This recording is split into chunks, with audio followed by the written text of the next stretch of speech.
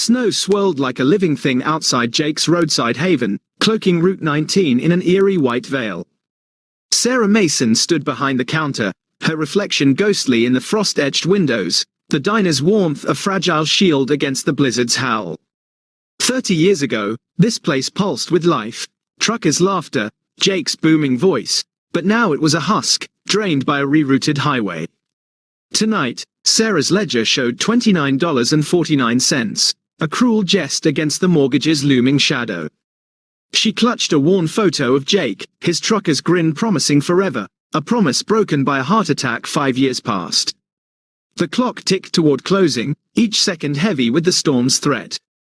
No one would brave this night, she thought, yet the bell above the door quivered, as if daring the wind. Footsteps crunched outside, shadows moving through the snow. Who were they, and why here? Sarah's heart stirred, sensing a shift in the silence, a mystery rolling in with the storm, ready to rewrite the diner's fading story. Hello. Thanks for watching and being part of this journey. If you enjoy story like this, please like, comment, and subscribe. Your support means the world. Now let's dive into the story. Jake's roadside haven stood as a weathered monument to Route 19's glory days, its neon sign flickering defiantly against the blizzard's onslaught. For 30 years, it had been a sanctuary where the clatter of plates and the hum of conversation wove a tapestry of community. Truckers swapped road stories over steaming coffee, locals lingered at checkered tables, spinning tales of harvests and heartbreaks, and travelers found respite in the warmth of home-cooked meals.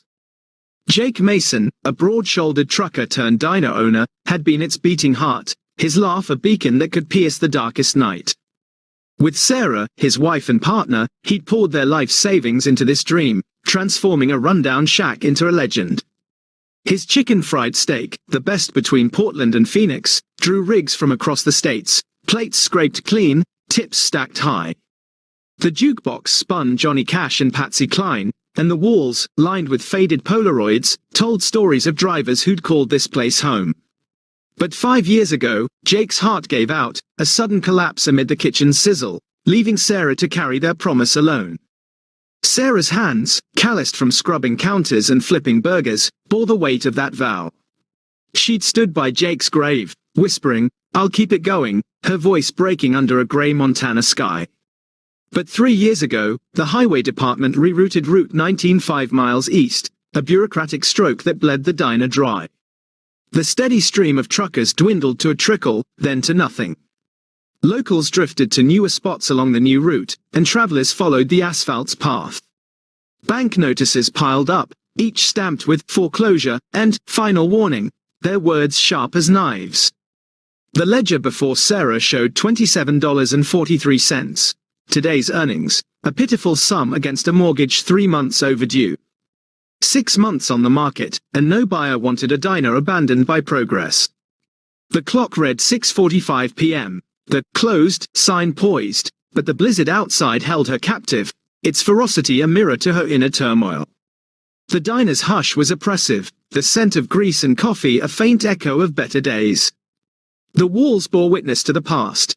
Jake beside his rig, arm around a young Sarah, her auburn hair catching the sun. Jake at an Idaho truck stop, grinning with drivers, his CB radio crackling with life. That radio, now a silent relic on a shelf behind the counter, had been Jake's pride, a lifeline for truckers navigating storms and solitude. Sarah hadn't touched it since his death, its silence a wound too raw to face. She traced a Polaroid, her fingers lingering on Jake's smile. They'd met at a Montana truck stop, her a waitress saving for college, him a driver with dreams beyond the road.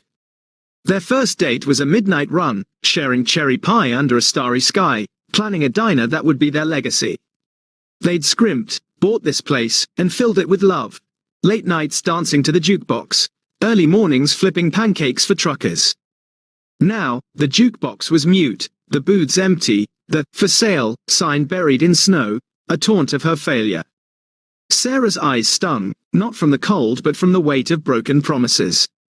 She'd fought to keep the diner alive, working 16-hour days, patching the roof herself, begging suppliers for credit. But the reroute was a death sentence, and the blizzard, forecast as the worst in decades, was its final blow. She imagined Jake's voice, warm and steady, urging her to hold on, but the foreclosure notice beneath the register mocked her resolve. She'd promised forever, but forever was slipping away, leaving only memories and debt. The bell jingled, sharp against the wind's howl. A man stomped snow from his boots, his trucker cap shadowing a face etched by years on the road. "Evening, Mom," he said, his voice rough as gravel. "Still serving? It's a beast out there." Sarah glanced at the clock. 6:50 p.m. "Kitchen's open a bit longer," she said, forcing a smile. "Coffee, black, and whatever's hot." He eased his bulk onto a stool, the vinyl creaking. "Name's Hank. Highways shut 10 miles back. White out. Barely made it." Sarah's grip tightened on the coffee pot. "Shut till when?" "Morning, at least," Hank replied, his shoulders broad from decades hauling freight. The bell rang again, admitting 2 more truckers, their coats dusted with snow, then 3, their boots tracking slush. By 7:15, 12 drivers filled the diner, their voices a low hum of road-weary tales and weather complaints, the air thick with diesel and hope. "Emily," Sarah called to her waitress, a wiry 22-year-old whose loyalty outshone her paycheck, "check the freezer. We're running low." Emily, raised by a single mother and seeing Sarah's family, had defied Sarah's order to stay home. "Can't let you face a rush alone," she teased, unaware a real rush was unfolding. Her quick smile and deft hands kept the tables turning, her apron stained with coffee splashes. Sarah worked the grill, flipping burgers, ladling the last of the vegetable soup, her hands dancing with 30 years muscle memory. The trucker's presence was a fleeting echo of the diner's glory days, yet each order chipped away at her dwindling supplies. "You heading out after eating?" she asked Hank, who'd become the group's anchor.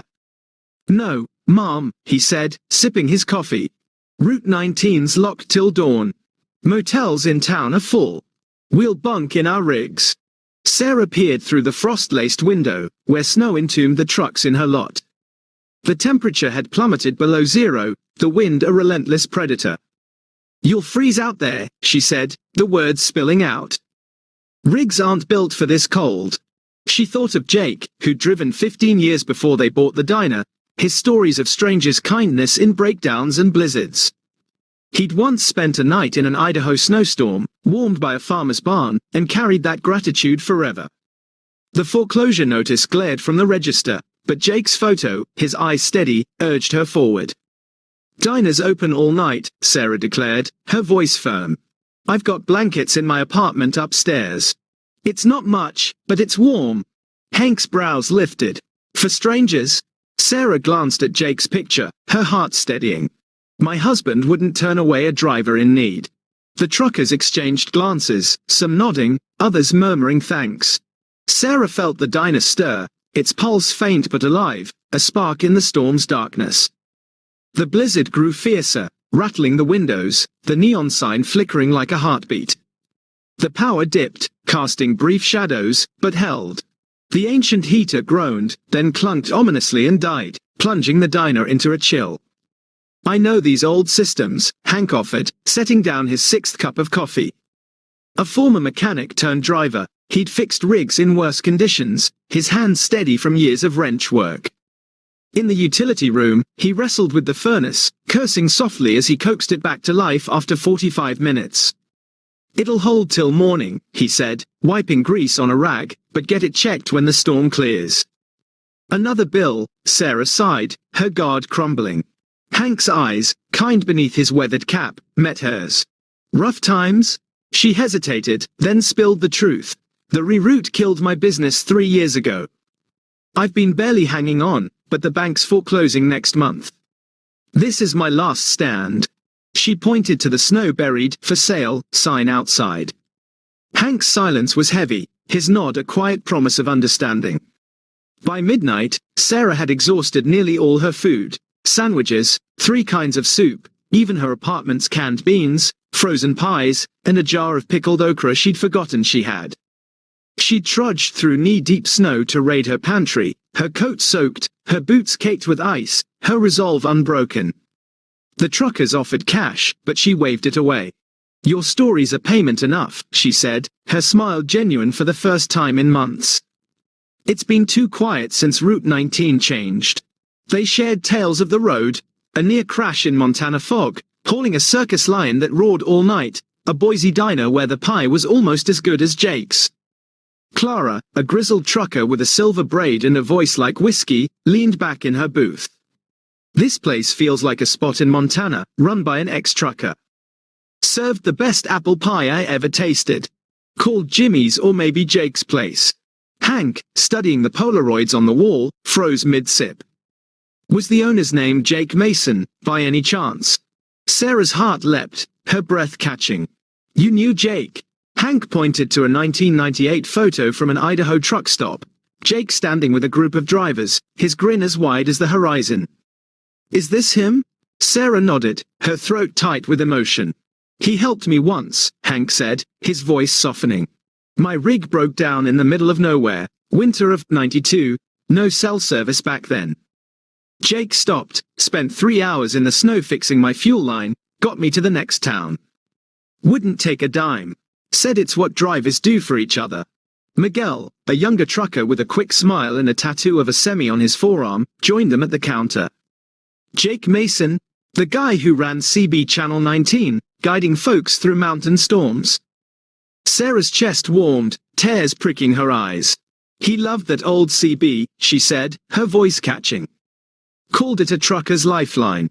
She gestured to the dusty unit behind the counter, untouched since Jake's death. I can't bring myself to move it. One by one, the truckers shared stories of Jake's legend. Clara recalled Jake teaching her to secure a flatbed load in Boise, his patience steadying her nerves as a rookie driver. Ellen, a quiet woman with a scar above her brow, spoke of Jake's voice on a lonely Nevada night, talking her through homesickness when she was new to the road.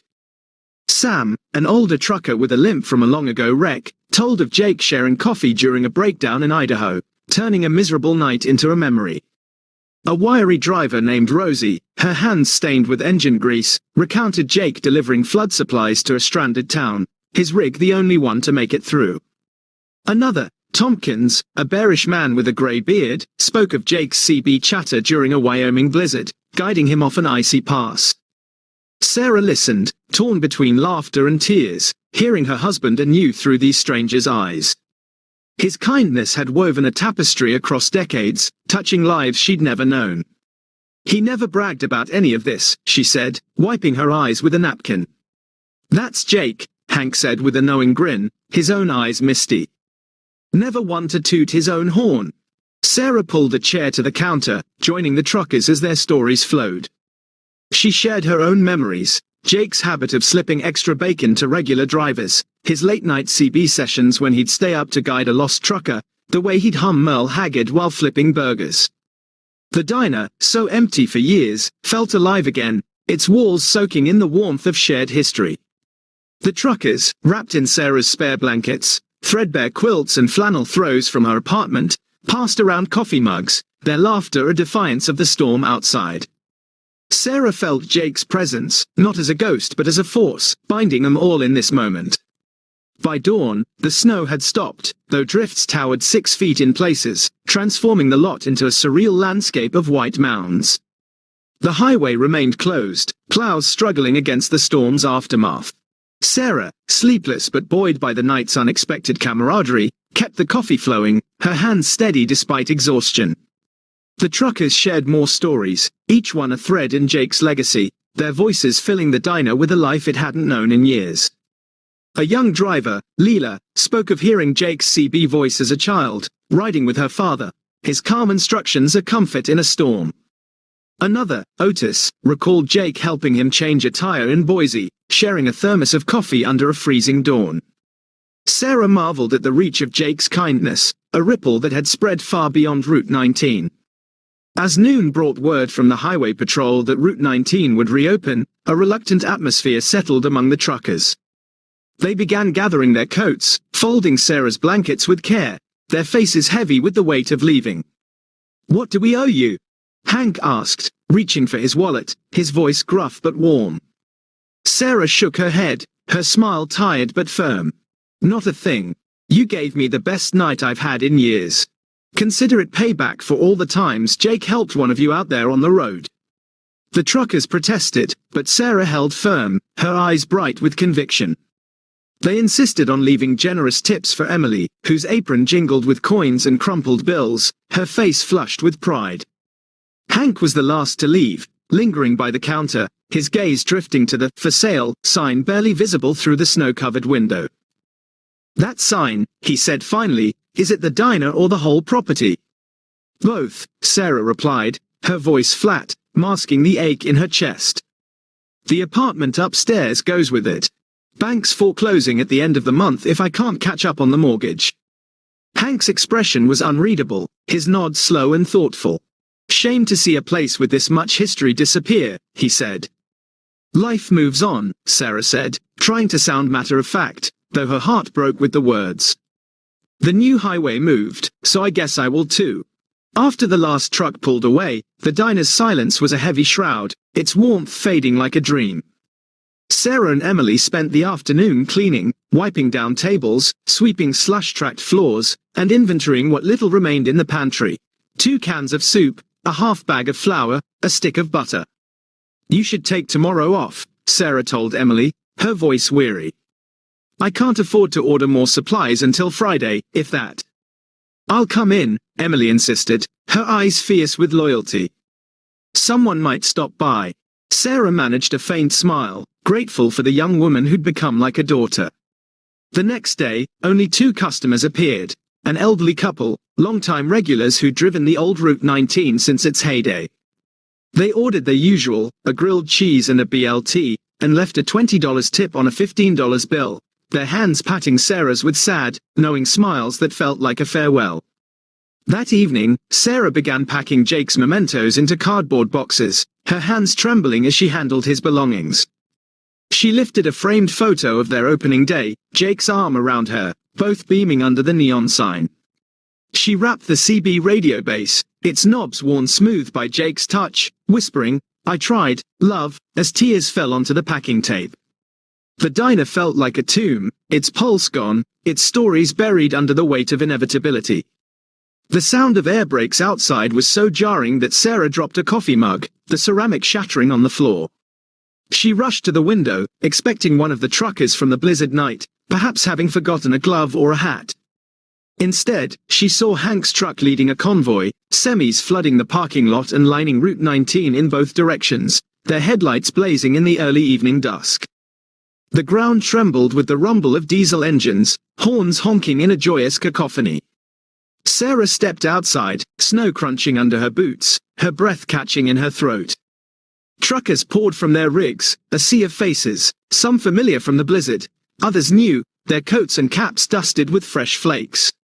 Hank approached, his broad smile breaking through his usual stoic demeanor. "What is this?" Sarah asked, her voice nearly drowned by the engine's roar. "We got to talking," Hank said, his voice warm with purpose, "on the CB, on truckers' forums online, about you, about Jake, about this place." He gestured to the endless line of trucks stretching into the distance. "Turns out, nearly every driver out there has a Jake Mason story or knows someone who does." A crowd gathered, their voices rising in a chorus of memories. "Jake changed my tire outside Boise in '95. One driver shouted, his voice thick with gratitude. "He talked me through my first mountain pass during a snowstorm," called another, a woman with a red scarf. "When I was a rookie, he showed me how to secure a flatbed load," added a young man, his eyes bright with pride. A grizzled driver, Amos, stepped forward, his hands weathered from years at the wheel. "Jake gave me a meal and a bunk in '89 when I was broke, stuck in Idaho. Never forgot it." Hank turned to Sarah, whose hands had flown to her mouth, tears streaming down her cheeks. "Jake's legacy deserves better than a foreclosure sign, so we made some calls." From the crowd emerged a man in a crisp polo shirt, a contrast to the truckers' worn jackets.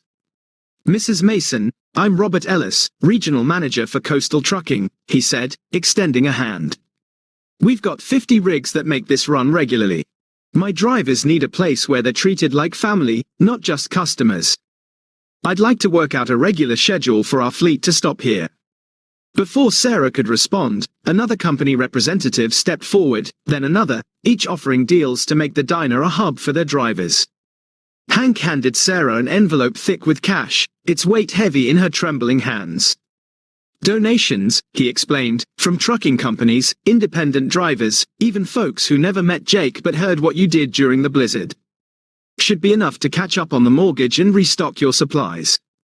Sarah's vision blurred with tears, her voice lost in the swell of emotion.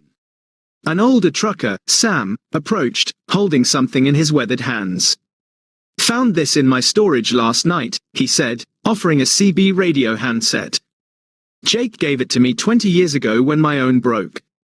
Said he had a spare. Figured it should come back home. Sarah took the handset, her hands shaking, the piece fitting perfectly with the base unit behind her counter, like a puzzle piece reclaimed. Another driver, Rosie, handed her a small journal, its pages yellowed. Jake gave this to my dad in '87, she said. It's got notes from his CB calls, routes he shared. Thought you should have it. Sarah opened it, recognizing Jake's scrawl, her heart aching with love. There's one more thing, Hank said, leading Sarah toward the diner's entrance. A young man stood there, nervous but determined, clutching a rolled-up sheet. Mrs. Mason, I'm Ethan Brooks, he said, his voice steady despite his fidgeting. I'm a graphic designer when I'm not helping my dad with his rig. We thought maybe. He unrolled the paper, revealing a design for a new sign. Jake and Sarah's Trucker Haven, the letters bold and vibrant, framed by a silhouette of a semi under a starry sky. The old highway might have moved, Hank said quietly, but we know how to spread the word. Every trucker in 6 states will know about this place by the end of the week. The CB radio crackled to life for the first time in years, making Sarah jump. Someone had connected the handset and turned it on, and voices filtered through, truckers across the region talking about Jake and Sarah's Trucker Haven, the best stop on the new route. Emily appeared at Sarah's side, her eyes wide at the crowd. Should I start some coffee? She asked, her smile growing. Sarah looked at the sea of faces, the line of trucks stretching into the distance, the diner that had been empty for so long now buzzing with new energy. She thought of Jake, of his kindness that had rippled outward for decades, touching lives she'd never known. Start the coffee, she said, wiping away tears, and call Clara, Miguel, and anyone else who can help. Something tells me we're going to need more staff. The crowd erupted in cheers, horns blaring, the air electric with possibility. Sarah stepped back into the diner, the truckers following, their voices filling the space with life. She moved to the CB radio, her fingers hesitant, then pressed the button. This is Jake and Sarah's Trucker Haven, she said, her voice trembling but clear. We're open, and we're here for you. The airwaves crackled with responses, drivers from miles away chiming in, promising to stop by. Sarah smiled, feeling Jake's presence beside her, his laugh echoing in the diner's pulse. 6 months later, Jake and Sarah's Trucker Haven was unrecognizable, a thriving hub reborn from the ashes of loss. The mortgage was paid in full, the parking lot expanded to accommodate the constant flow of rigs, and a trucker lounge with shower facilities had been added to one side of the building, funded by donations and new revenue. The staff had grown from just Sarah and Emily to a team of 9, including Clara, who'd left trucking to join the kitchen, and Miguel, whose quick hands kept the grill sizzling. Emily, now head waitress, moved through the diner with a confidence that warmed Sarah's heart, her apron no longer jingling with tips but stuffed with notes from grateful drivers. The walls were adorned with new photos alongside the old. The blizzard night, truckers wrapped in blankets, laughing over coffee. The convoy's arrival, Sarah surrounded by drivers, her eyes bright with tears. The new signs unveiling, Ethan's design gleaming under the neon glow. The CB radio remained in its place of honor behind the counter, always on, its crackle a constant companion. Sarah had learned to use it, sharing weather updates, road conditions, and the occasional story of Jake's kindness, her voice carrying his legacy forward. Late at night, when the diner quieted, she'd hear truckers on the airwaves, sharing tales of Jake. Some she knew, others knew, each a gift that pieced together the man she'd loved. The diner became more than a stop. It was a cultural touchstone, a place where truckers felt like family. Drivers brought mementos, a keychain from a Nevada truck stop, a postcard from a cross-country haul, adding to the wall's tapestry. Local schools sent thank you notes, their field trips to the diner a lesson in community. Sarah hired a part-time mechanic, an ex-driver named Otis, to help with minor rig repairs in the lot, turning the diner into a full-service haven.